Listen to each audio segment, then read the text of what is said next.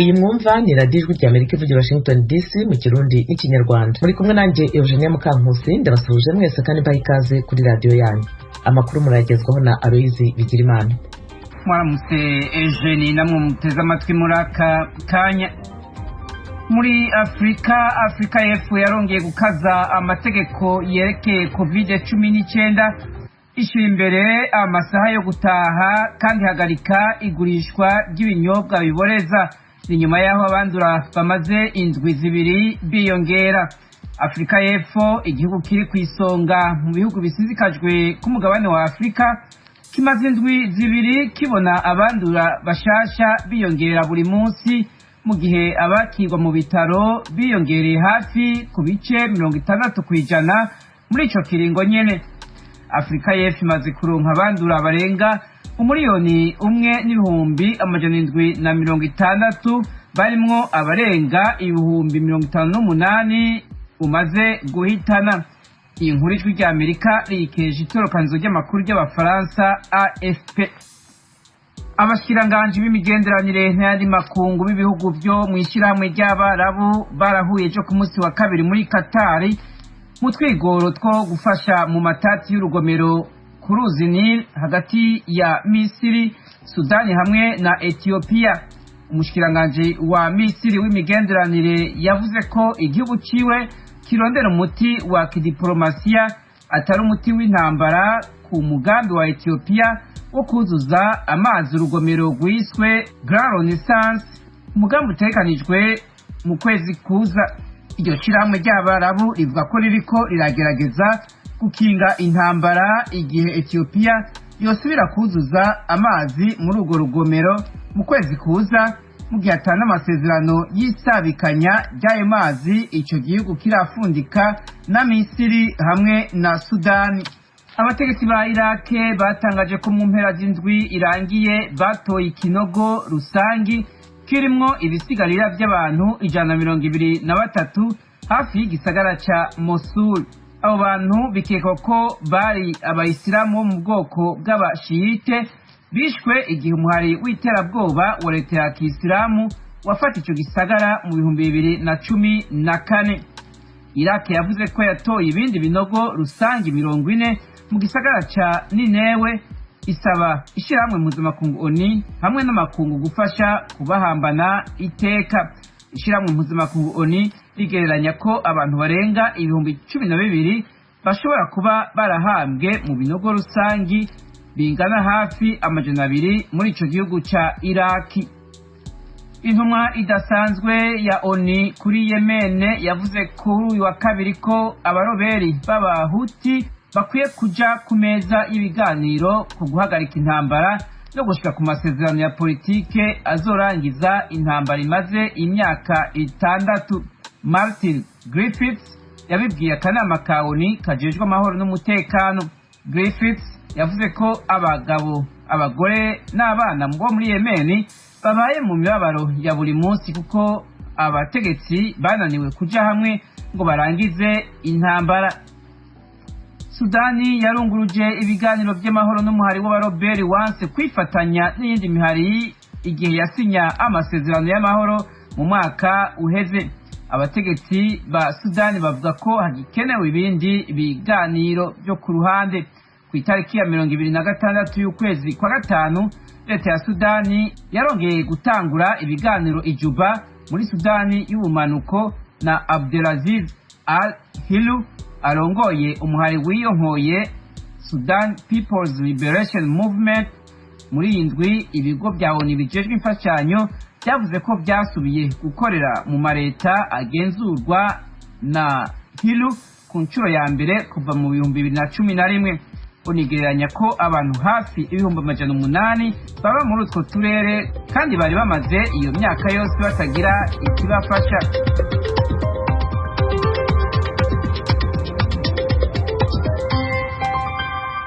Aloyizi Bigirimana urakoze kutugezaho aya makuru havugwa hirya no hino ku isi.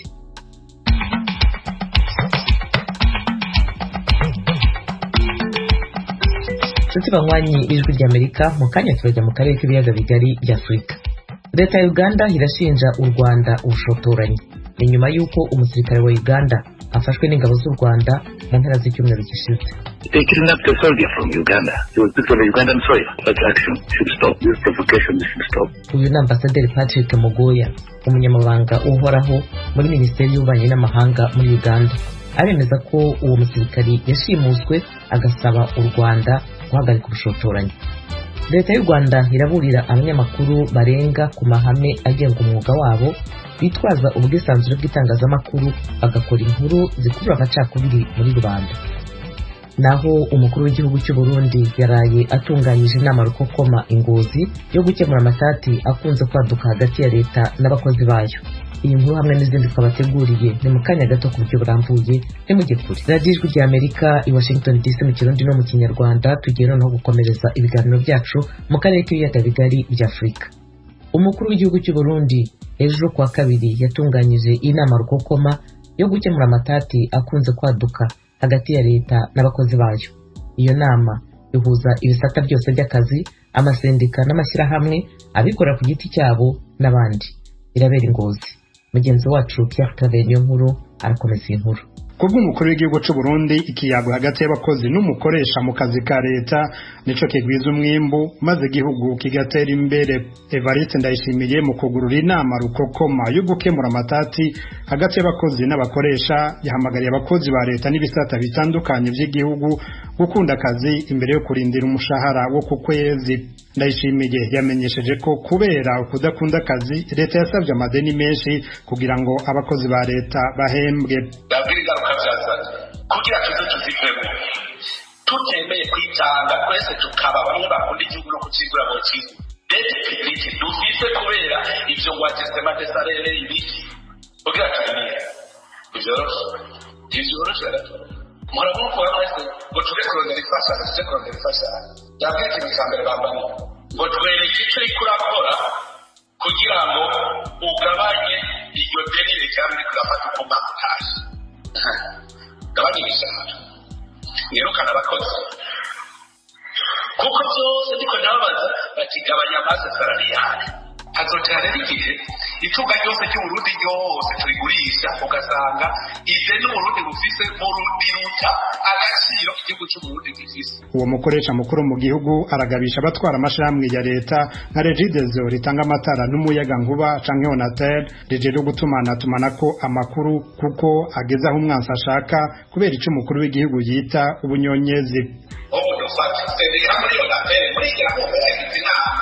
Ikibazo twise n'igitema dufise umutanga tubujijwe n'igikuruta ekonete tubujijwe n'igikuruta kubitera baza biricakirana kubera natwe bavuga bati muri natuje twigiye hane tumwaka ngo tubutangare ngo tuyagabure gute ngo dunezerenemwa conseil d'administration ngo natwe twihangare Regideso yariyo kuvuga iki twinjije amahera duce duhabwa umuyaga kuba n'amazi abenegihugu batari bafite iyo ideoloji mugabo bashobora kwitwa abo abenegihugu bakeneye ushikaho kugira ngo ngende utanga ibiturire. Abaserukira abakozi cyo kimwe n'amasendika bobo bifuza ko bofatwa neza mu kazi maze bakabona kugwiza umwimbo. Urunani mpuzamasendica Kosibu rwashikirije ko umukozi abegwa n'impembo. Amasendika aranatakambira umukuru w'igihugu kugira akugweho ubusumbasumbane bw'imishahara maze abakozi banganya impamyabushobozi bahembwa umushahara ungana mu gihe bose bakorera leta imwe. Yamara barashima ko ibiganiro nk'ivyo vyatunganijwe bagasaba ko woba umugenzo wo gukemura amatati amazi atararenga inkombe ngo akazi karinde guhagarara. Umushikiranganje w'abakozi n'akazi aremera ko hari agahaze akavuga ko ibiganiro ari wo muti w'amatati akunze kwibonekeza. Ayo matati nayo ni nk'iyagarikwa ry'akazi rikunze kwibonekeza cane cane mu baganga n'abarimu bagize ibice birenga 80% by'abakozi bose ba leta.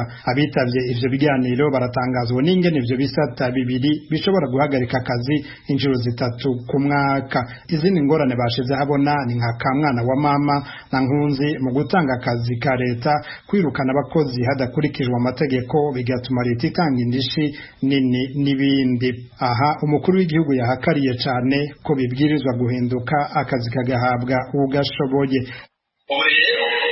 Inzego izo zishaka twese tugenda turikumwe twese hanyuma ko wabona kwacu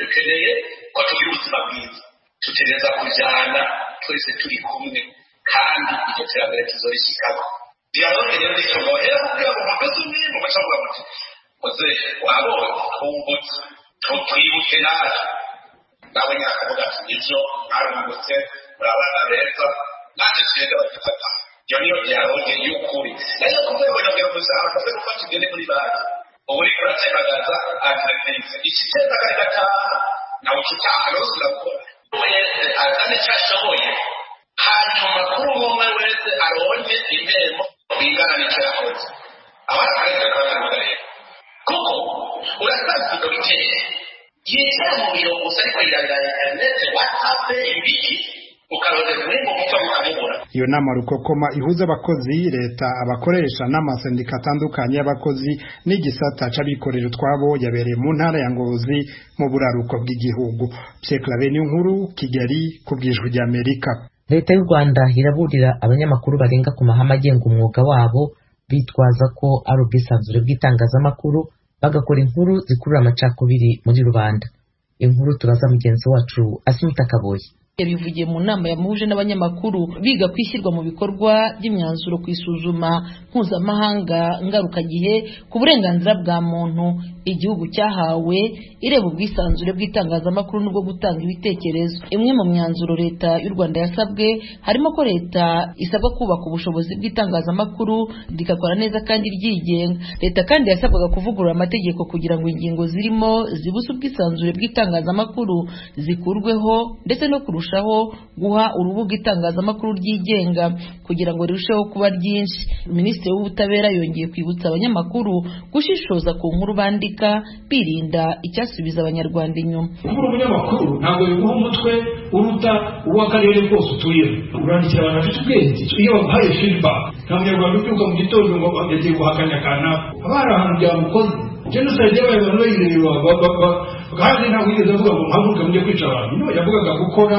abantu bakayumva bakode language bakayumva bakagenda bakica abantu. Ariko nubona habaye pushback subira inyuma babwira iki kintu mu mbabari. Bamwe mu banyamakuru bakorera inkuru zabo kuri YouTube bagaragajwe nk'abari mu bikorwa byo kuyobya rubanda. Mu Rwanda hagaragara bamwe mu banyamakuru bamaze gufungirwa inkuru bagenda basohora. Urugero rw'abanyamakuru ba Iwacu TV ubu bafunzwe, ndetse harimo na Karasira Aimable uri mu maboko y'ubutabera akurikiranyweho ibyo avugira kuri YouTube. Ubu munyamakuru Uwizeyimana Louise akora ikinyamakuru Intego basobanura ko hatabayeho kugenzurira itangazamakuru rishobora gusubiza abanyarwanda mu bihe bibi banyuzemo. Ni ukuvuga ngo abantu bose bari kuri YouTube abantu bareke kubikiranya n'abanyamakuru. Hari abantu bari kuri YouTube bafitemo izindi nyungu nyinshi cyane. Umunyamakuru ni umuntu wese ukurikiza amahame agenga umwuga w'itangazamakuru. Muri ayo mahame nta kwangisha abaturage, nta kwangisha igihugu amahanga. Icyo ni ikibazo dufite mu mwuga w'itangazamakuru. Inzego zose zireba itangazamakuru zikwiye guhangana nacyo, bakamenya kwidentifira bakavuga ngo uyu ni umunyamakuru ukora kinyarwanda nk'umunyamakuru, ikinyamakuru ke cyane nk'ikinyamakuru, uyu we ntabwo ari we. Icyo ni ikibazo cyonyine dufite. Hari abandi banyamakuru basanga kubahatira kwandika ikintu kimwe biri mu murongo wo gucecekesha itangazamakuru. John Williams Intwari ni umunyamakuru akorera ireme.net, ikinyamakuru gikorera kuri YouTube. Ntabwo abanyamakuru ibyo batanga cyangwa ibitekerezo batangaza n'ibyo twandika ari uko tugize injiji abo dusesengurira. Ariko ikibazo gihari ni iki ngiki: abadutuka, abadutera amabuye, abadusabira gucibwa imitwe, gufungwa, kwirukanwa mu gihugu n'ibindi, ntabwo ariko bose ari abantu nyabana. Usanga ari nk'umuntu umwe ufite konte zirenga 70 inyinshi zabaringa risa n'ifite inshingano rizaba izo ryahawe cyangwa ryihaye zo kujujubya abanyamakuru bahitamo kuba imboni ya rubanda. Imboni ya rubanda avuga ahangaha nuko ibyiza bifite benshi babivuga ariko ibitagenda abatinyuka kubivuga ni bakeya.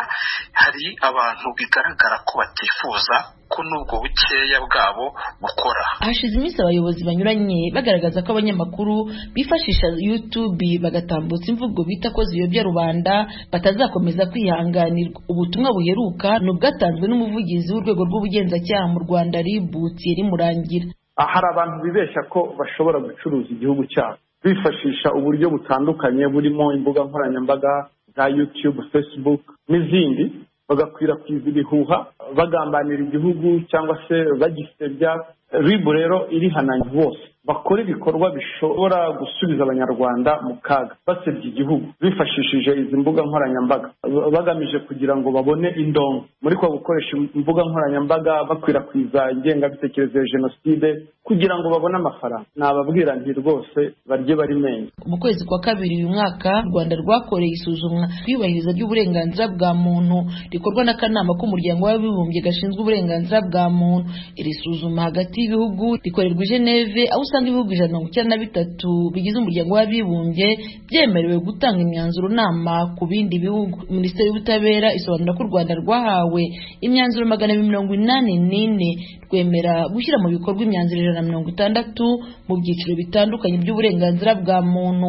Hagaragaramo nko guteza imbere ubwisanzure n'imikorere y'imiryango itari ya leta, guteza imbere uburenganzira bwo gutanga ibitekerezo ndetse n'uburenganzira bwo guhabwa amakuru. Asumta Kaboyi, Ijwi ry'Amerika, i Kigali. Leta ya Uganda irashinja u Rwanda ubushotoranyi. Ni nyuma y'uko umusirikare wa Uganda afashwe n'ingabo z'u Rwanda mu mpera z'icyumweru gishize. Ni inkuru y'umunyamakuru Ijwi ry'Amerika Ignatius Bahizi i Kampala muri Uganda. Ibi byatangajwe na Minisiteri y'Ububanyi n'Amahanga ya Uganda nubwo u Rwanda rwamaze gusubiza iki gihugu uwo musirikare. Uganda ivuga ko ifite ibimenyetso ko uwo musirikare yashimutiwe ku butaka bwa Uganda. Aho umusirikare yafatiwe ntabwo havugwaho rumwe n'ibihugu byombi. Itangazo ryasohowe n'igisirikare cy'u Rwanda mbere y'uko basubiza uwo musirikare muri Uganda ryavuze ko uwo musirikare yafatiwe ku butaka bw'u Rwanda. Ku rundi ruhande leta ya Uganda yo ikabihamya ko yashimutiwe ku butaka bwayo. Umunyamabanga uhoraho muri Minisiteri ishinzwe ububanyi n'amahanga bwa Uganda, Ambasaderi Patrick Mugoya, yabwiye Ijwi ry'Amerika ko boherereje u Rwanda urwandiko rw'icyo gikorwa yise ubushotoranyi bw'icyo gihugu cy'igituranyi. Bashimuse umusirikare wacu ku butaka bwa Uganda, na niyo mpamvu twabandikiye ibaruwa igaya icyo gikorwa. Ibyo bavuga ngo yafatiwe ku butaka bwayo nibabyivugire, ariko twe tuzi neza ko yafatiwe ku butaka bwa Uganda. Ntabwo twajaga kubandikira iyaba yari yasanzwe ku butaka bwabo. Igikorwa bakoze ni igikorwa cy'intambara kandi ntabwo tuzakomeza dukekeka. Ni byiza ko umusirikare wacu baramugaruye. U Rwanda rugomba guhagarika ibyo bikorwa. Twicyo dushaka ni uguturana nabo mu mahoro, nta kindi.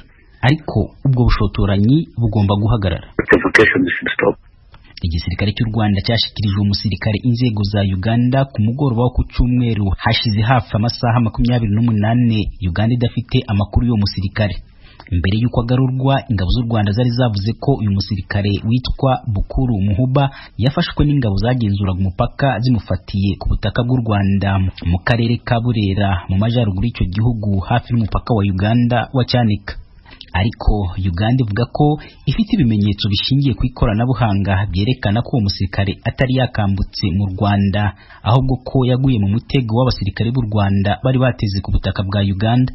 Ifatwa ry'uwo musirikare risa nkaho ryari rigiye kubyutsa ubushamirane hagati y'ibihugu byombi. Nibutse ko umubano hagati y'ibihugu byombi utari mwiza kuvaho u Rwanda rwafatiye umwanzuro wo gufunga imipaka rusangiye na Uganda, ubutegetsi bukanagira inama abanyarwanda kudakorera ingendo muri Uganda. U Rwanda rushinja Uganda gushyigikira abanzi barwo. Uganda nayo igashinja u Rwanda kohereza intasi zigamije guhungabanya umutekano muri Uganda. Ibihugu byombi byakomeje guhakana ibirego by'ikindi. Ntabwo ari ubwa mbere Uganda yandikira u Rwanda yinubira ibindi bikorwa bifitanye isano n'ishimutwa ry'abaturage bayo. Iheruka nanone kubikora ubwo hari abaturage ba Uganda barashwe bazizwa kwambutsa ibicuruzwa ku buryo bw'amagendo no gushaka kurwanya inzego z'umutekano z'icyo gihugu. Uganda nayo ivuga ko kenshi yagiye ifatira abasirikare b'u Rwanda ku butaka bwayo hafi n'uwo mupaka igahita ibatanga. Ibiganiro byo gukemura amatati hagati y'ibihugu byombi byari biyobowe na Perezida wa Angola n'uwa Repubulika ya Demokarasi ya Kongo ntacyo byagezeho. Ignatius Bahizi, Ijwi ry'Amerika, Uganda. Umuryango uharanira uburenganzira bwa muntu Human Rights Watch ejo wasohoye itangazo risaba leta ya Mozambique kwemera ko umunyamakuru w'umunyarwanda Ntamuhanga Cassien ari mu maboko yayo.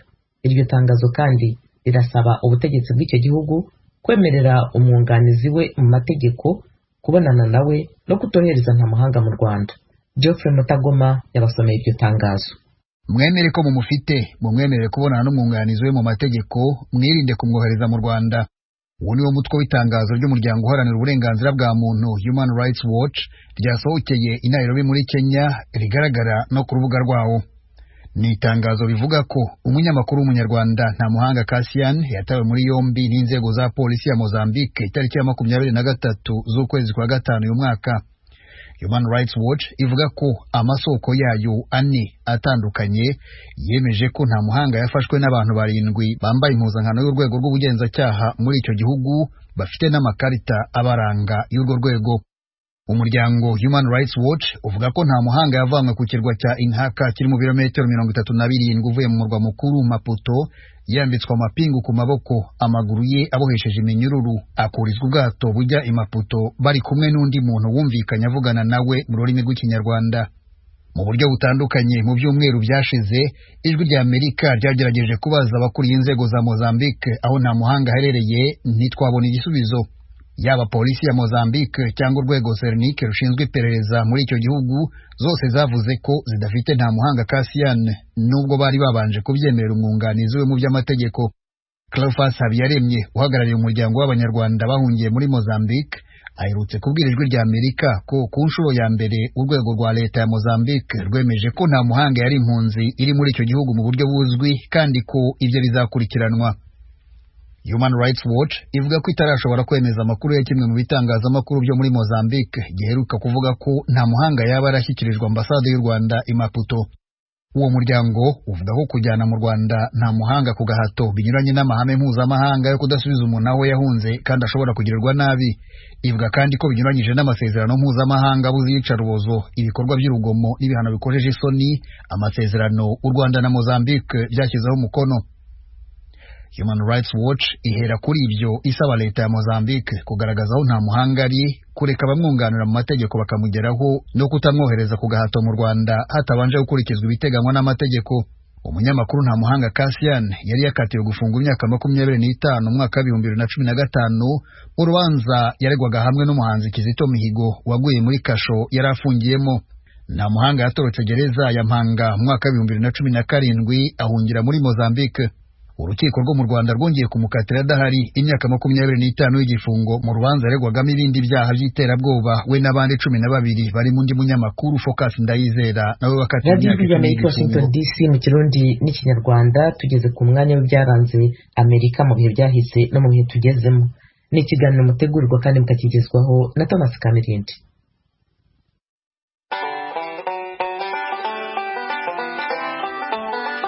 Mwaramutse neza. Ku itariki ya 16 y'ukwezi kwa gatandatu mu 1944 mu kiswe inda yavuyemo nabi cyane mu bucamanza, umwana w'imyaka 14 y'amavuko witwa George Junius Stinney Jr. yaranyonzwe.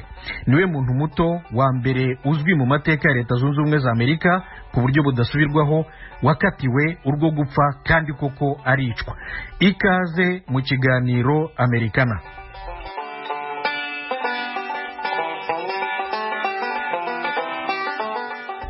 Mu 1944 George Junius Stinney Jr. yari umwana w'umwirabura. We n'ababyeyi be n'abandi bavandimwe be 4, abahungu 2 n'abakobwa 2, bari batuye mu mujyi muto cyane witwa Alcolu muri leta ya Carolina y'Epfo mu burasirazuba bw'amajyepfo ya Leta Zunze Ubumwe za Amerika. Umujyi wa Alcolu wari urimo ibice bibiri bidafite aho bihuriye, icy'abirabura n'icy'abazungu. Hagati yabyo hari haciyemo umuhanda wa gari ya moshi. Bamwe ku ruhande rwabo bari bafite amashuri, amasoko, amavuriro, insengero, byose byabo bwite. Nta mubano bari bafite, abazungu n'abirabura nta mubano bari bafite. Ku itariki ya 22 y'ukwa gatatu 1944 abana 2 b'abakobwa b'abazungukazi, Betty June Bineker na Mary Emma Thames, barazimiye. Betty yari afite imyaka 11 y'amavuko, Mary yari afite 7. Bukeye bwaho abaturage b'abazungu n'abirabura bose bari bafatanyije kubashakisha ijoro ryose, babonye imirambo yabo mu gice cy'umujyi wa Alcolu cyari gituwe n'abirabura, bari bishwe. George Stinney Jr. na mukuru we John Stinney wari ufite imyaka 17 y'amavuko batawe muri yombi. polisi nibo yaketseho kwica Betty na Mary. John yarekuwe vuba, ariko polisi igumana murumuna we George baramwimuye bamujyana kumufungira mu wundi mujyi witwa Columbia, muri kilometero 80 uvuye iwabo i Alcolu. Kugera urubanza rwe rurangira, yafunzwe mu kato iminsi 81. Muri iyo minsi yose ababyeyi be bemerewe kumusura rimwe gusa, abavandimwe be bo ntibongeye kumuca iryera kuva akimara gufatwa. Mu gihe George Stine Jr. yarafunze, no mu gihe abagenzacyaha bamubazaga mu rwego rwa nketi, nta na rimwe yari kumwe na avoka urukiko rwari rwamuhaye wari n'umunyapolitiki. Ababyeyi be ntibari bahari. Yari umwana w'umwirabura wenyine gusa imbere y'abagabo b'abazungu bazi umwuga wabo, nimba ari byo bagamije kumuca umutwe. Baranamubeshyeye ngo yemeye icyaha, nyamara kugeza n'ubu abashakashatsi baracyashakisha, ntibarabona inyandiko ye ibyemeza.